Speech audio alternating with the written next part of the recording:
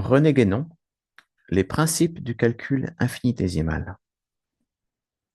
Chapitre 6. Les fictions bien fondées.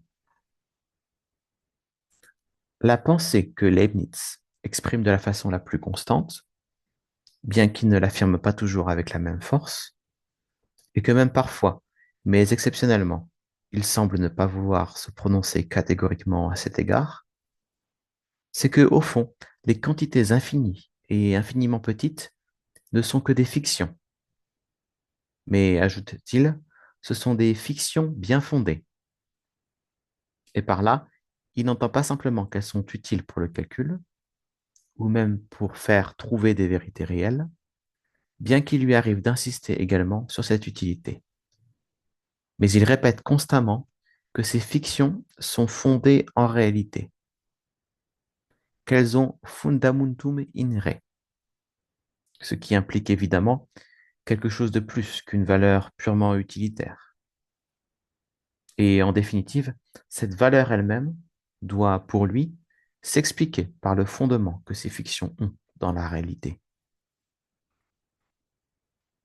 En tout cas, il estime qu'il suffit, pour que la méthode soit sûre, d'envisager non pas des quantités infinies et infiniment petites au sens rigoureux de ces expressions, puisque ce sens rigoureux ne correspond pas à des réalités, mais des quantités aussi grandes ou aussi petites qu'on le veut, ou qu'il est nécessaire pour que l'erreur soit rendue moindre que n'importe quelle quantité donnée. Encore faudrait-il examiner s'il est vrai que, comme il le déclare, cette erreur est nulle par là même, c'est-à-dire si cette façon d'envisager le calcul infinitésimal lui donne un fondement parfaitement rigoureux, mais nous aurons à revenir plus tard sur cette question. Quoi qu'il en soit de ce dernier point, les énoncés où figurent les quantités infinies et infiniment petites rentrent pour lui dans la catégorie des assertions qui, dit-il, ne sont que des toleranter verae, ou ce qu'on appellerait en français passables, et qui ont besoin d'être redressées par l'explication qu'on en donne. De même que lorsqu'on regarde les quantités négatives comme plus petites que zéro, et que dans bien d'autres cas où le langage des géomètres implique une certaine façon de parler, figurée et cryptique. Ce dernier mot semblerait être une allusion au sens symbolique et profond de la géométrie. Mais celui-ci est tout autre chose que ce que Leibniz a en vue. Et peut-être n'y a-t-il là, comme il arrive assez souvent chez lui, que le souvenir de quelques données ésotériques, plus ou moins mal comprises. Quant au sens dans lequel il faut entendre que les quantités infinitésimales sont des fictions bien fondées, Leibniz déclare que les infinis et infiniment petits sont tellement fondés que tout se fait dans la géométrie et même dans la nature, comme si c'était de parfaite réalité. Pour lui, en effet, tout ce qui existe dans la nature implique en quelque façon la considération de l'infini, ou du moins de ce qu'il croit pouvoir appeler ainsi. La perfection de l'analyse des transcendantes ou de la géométrie, où il entre la considération de quelque infini, dit-il, serait sans doute la plus importante à cause de l'application qu'on en peut faire aux opérations de la nature, qui fait entrer l'infini en tout ce qu'elle fait. Mais c'est peut-être seulement, il est vrai, parce que nous ne pouvons pas en avoir des idées adéquates, et parce qu'il y entre toujours des éléments que nous ne percevons pas tous distinctement. S'il en est ainsi, il ne faudrait pas prendre trop littéralement des assertions comme celle-ci par exemple. Notre méthode étant proprement cette partie de la mathématique générale qui traite de l'infini, c'est ce qui fait qu'on en a fort besoin en appliquant les mathématiques à la physique, parce que le caractère de l'auteur infini entre ordinairement dans les opérations de la nature.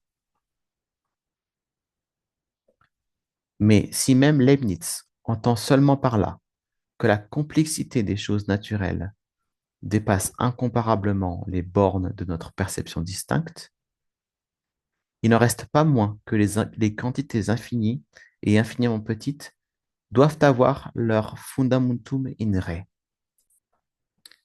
Et ce fondement qui se trouve dans la nature des choses, du moins de la façon dont elle est conçue par lui, ce n'est pas autre chose que ce qu'il appelle la loi de continuité, que nous aurons à examiner un peu plus loin, et qu'il regarde, à tort ou à raison, comme n'étant en somme qu'un cas particulier d'une certaine loi de justice, qui elle-même se rattache en définitive à la considération de l'ordre et de l'harmonie, et qui trouve également son application toutes les fois qu'une certaine symétrie doit être observée, ainsi que cela arrive par exemple dans les combinaisons et permutations.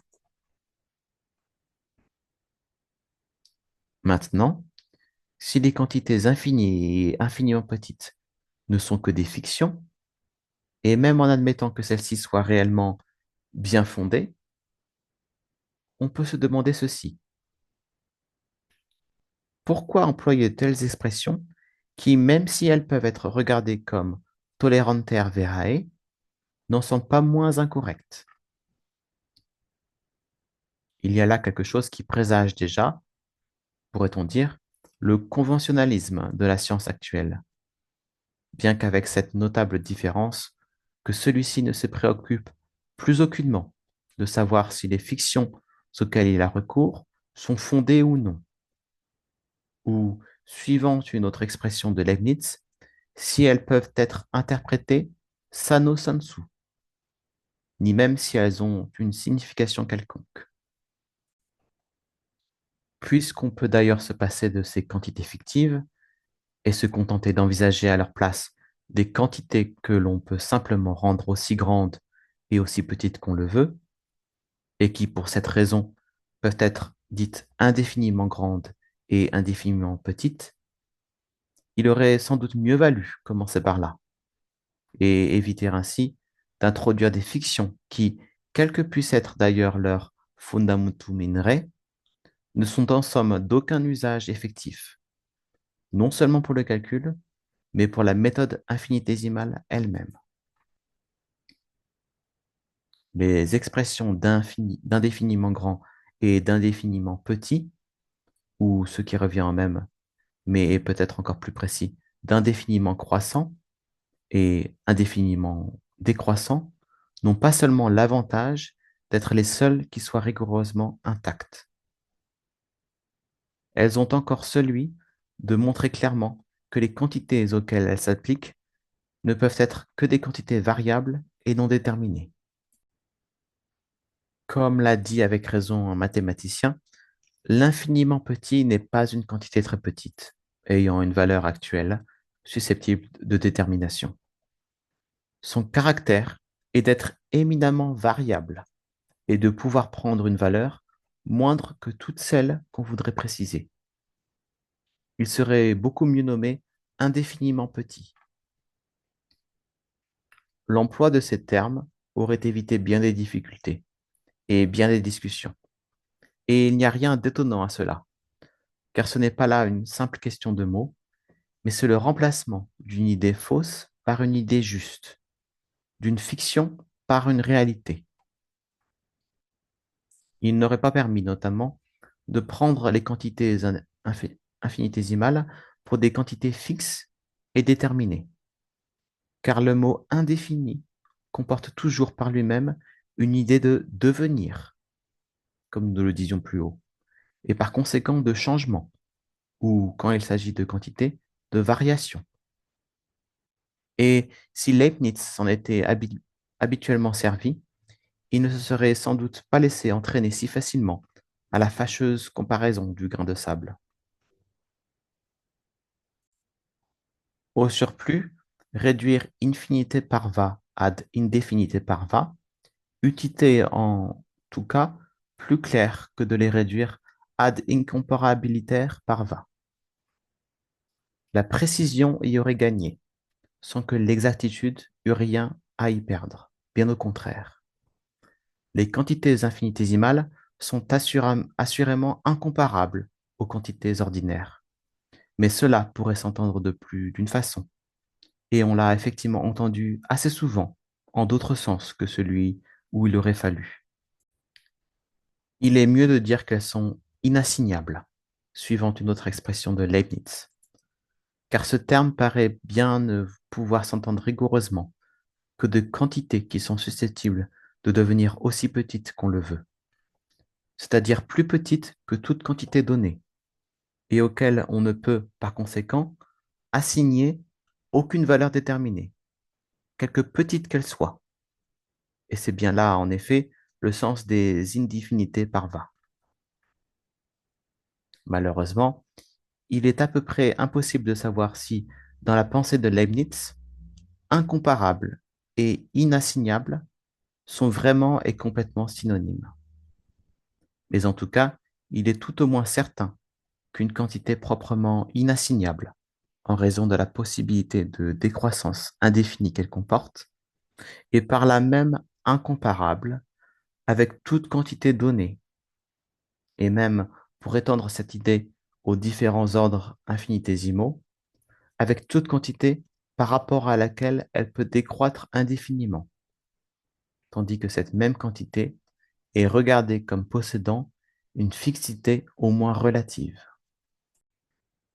S'il est un point sur lequel tout le monde peut en somme se mettre facilement d'accord, même sans en approfondir davantage les questions de principe, c'est que la notion de l'indéfiniment petit, au point de vue purement mathématique tout au moins, suffit parfaitement à l'analyse infinitésimale, et les infinitistes eux-mêmes le reconnaissent sans grande peine. On peut donc à cet égard s'en tenir à une définition comme celle de Carnot. Qu'est-ce qu'une quantité dite infiniment petite en mathématiques? Rien d'autre chose qu'une quantité que l'on peut rendre aussi petite qu'on le veut, sans qu'on soit obligé pour cela de faire varier celle dont on cherche la relation. Mais, pour ce qui est de la signification véritable des quantités infinitésimales, toute la question ne se borne pas là. Peu importe pour le calcul que les infiniment petits ne soient que des fictions, puisqu'on peut se contenter de la considération des indéfiniment petits, qui ne soulèvent aucune difficulté logique. Et d'ailleurs, dès lors que, pour les raisons métaphysiques que nous avons exposées au début, nous ne pouvons admettre un infini quantitatif, que ce soit un infini de grandeur ou de petitesse, ni aucun infini d'un ordre déterminé et relatif quelconque, il est bien certain que ce ne peuvent être en effet que des fictions, rien d'autre. Mais si ces fictions ont été introduites, à tort ou à raison, à l'origine du calcul infinitésimal, c'est que, dans l'intention de Leibniz, elles devaient tout de même correspondre à quelque chose, si défectueuse que soit la façon dont elle l'exprimait. Puisque c'est des principes que nous nous occupons ici, et non pas d'un procédé de calcul réduit en quelque sorte à lui-même, et qui serait sans intérêt pour nous, nous devons donc nous demander quelle est au juste la valeur de ces fictions, non pas seulement au point de vue logique, mais encore au point de vue ontologique, si elles sont aussi bien fondées que le croyait Leibniz. Et si même nous pouvons dire avec lui qu'elles sont toleranter verae, et les accepter tout au moins comme telles, modo sano sensu intelligentur. Pour répondre à ces questions, il nous faudra examiner de plus près sa conception de la loi de continuité, puisque c'est dans celle-ci qu'il pensait trouver le fundamentum in re des infiniment petits.